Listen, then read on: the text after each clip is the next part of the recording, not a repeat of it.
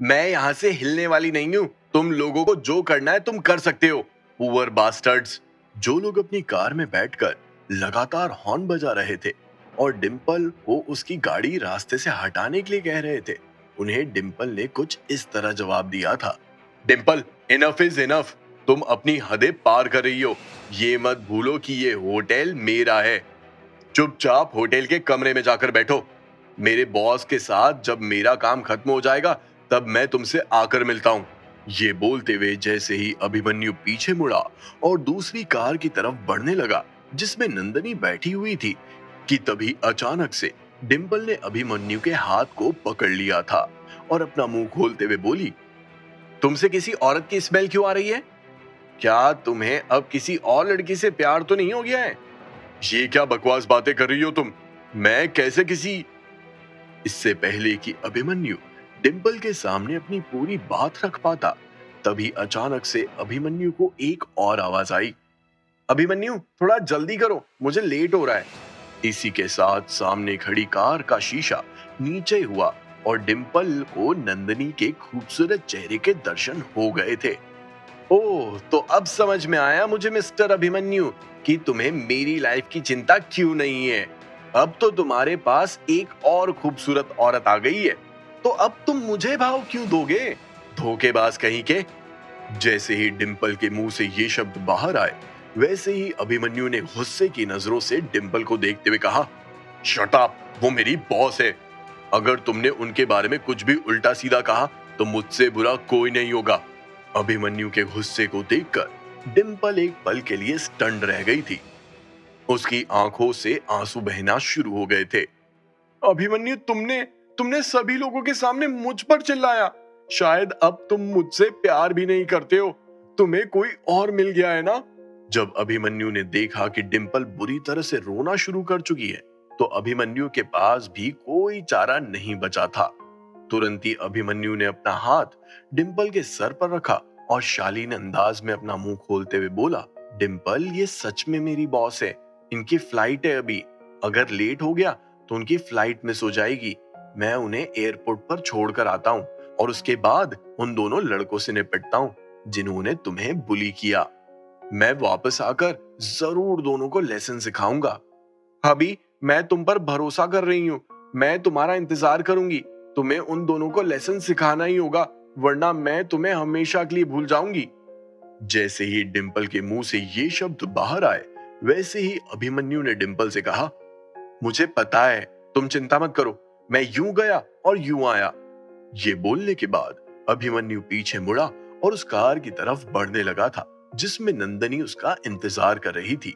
जैसे ही अभिमन्यु कार में बैठा, वैसे ही उसने नंदनी को देखते हुए कहा, डायरेक्टर नंदनी, अभी जो कुछ भी हुआ उसके लिए मैं माफी चाहता हूँ। अगर डिंपल ने किसी भी वजह से आपको ऑफेंड किया है तो उसके लिए भी आई एम सॉरी। अभी अभिमन्यु ने बोलकर खत्म भी नहीं किया था कि तभी अचानक से नंदनी ने अभिमन्यु को टोकते हुए पूछा, डिंपल, क्या ये तुम्हारी गर्लफ्रेंड है? ये तो काफी यंग है।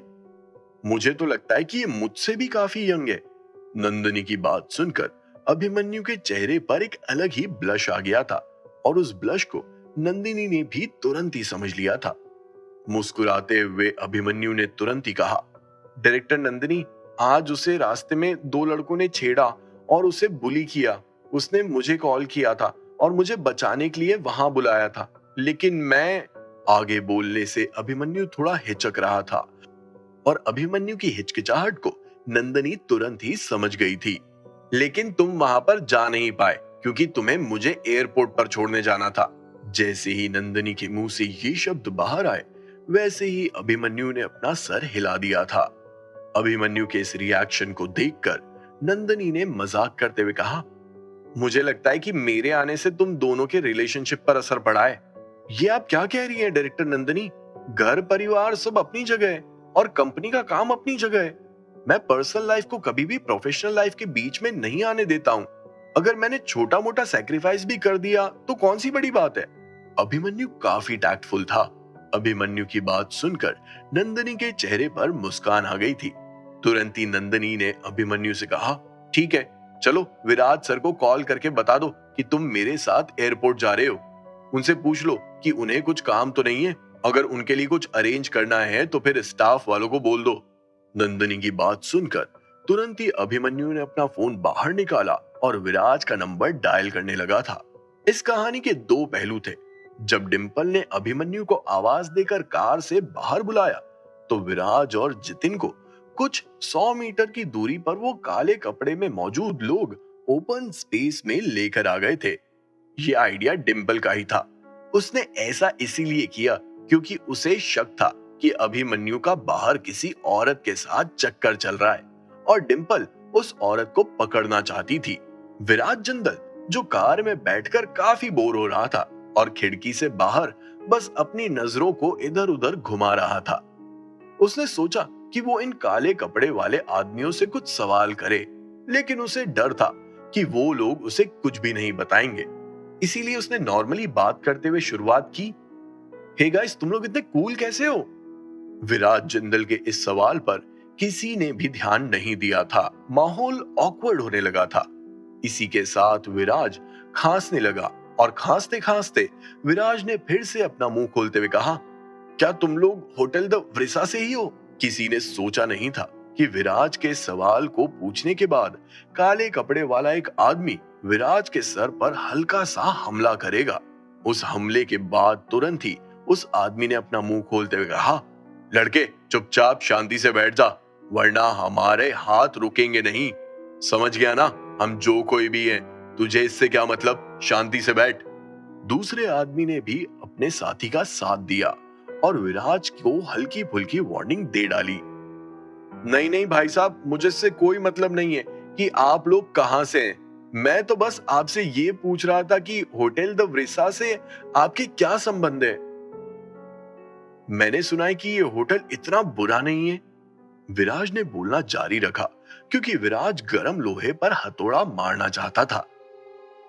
इसमें कोई शक नहीं है कि होटल द व्रिसा पूरे मुंबई शहर में दूसरे नंबर पर है। अगर होटल द व्रिसा दूसरे नंबर पर था तो पहले नंबर पर किसी भी होटल के आने की औकात ही नहीं है।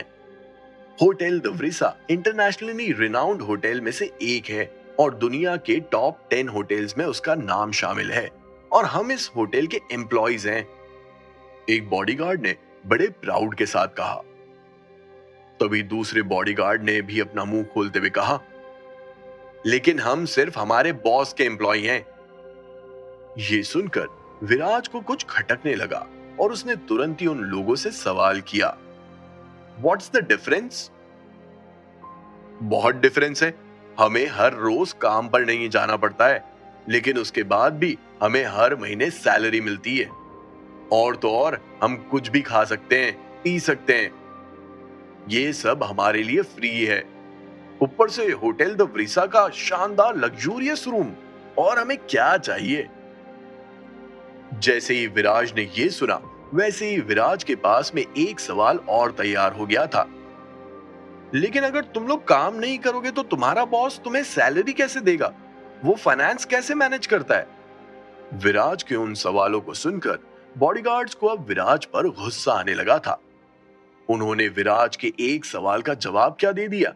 विराज तो पूरी जांच पड़ताल करने में लग गया था। सुन लड़के, ये डिटेक्टिव वाले सवाल यहां ना कर। ऐसी बहुत सी चीजें होती है जो ऊपर बैठे मालिक तक पहुंचती भी नहीं है। नीचे वाला मालिक ही उसे हैंडल कर लेता है। ये सही बोल रहा है। हमारा बॉस बहुत ही नामचीन इंसान है। बड़े बड़े लोगों के साथ में उनका उठना बैठना है। उन्हें किसी को भी जवाब देने की जरूरत नहीं पड़ती है। तू भी शांति से बैठ, वरना तू भी किसी को जवाब देने की हालत में नहीं रहेगा। जैसे ही दूसरे बॉडीगार्ड के मुंह से वो शब्द बाहर आए, वैसे ही विराज का फोन भी बजने लगा था। जब विराज ने देखा कि कॉल अभिमन्यु का है, तो उसने तुरंत ही अभिमन्यु के कॉल को उठा लिया था। हेलो विराज सर, आप कहां पर हैं?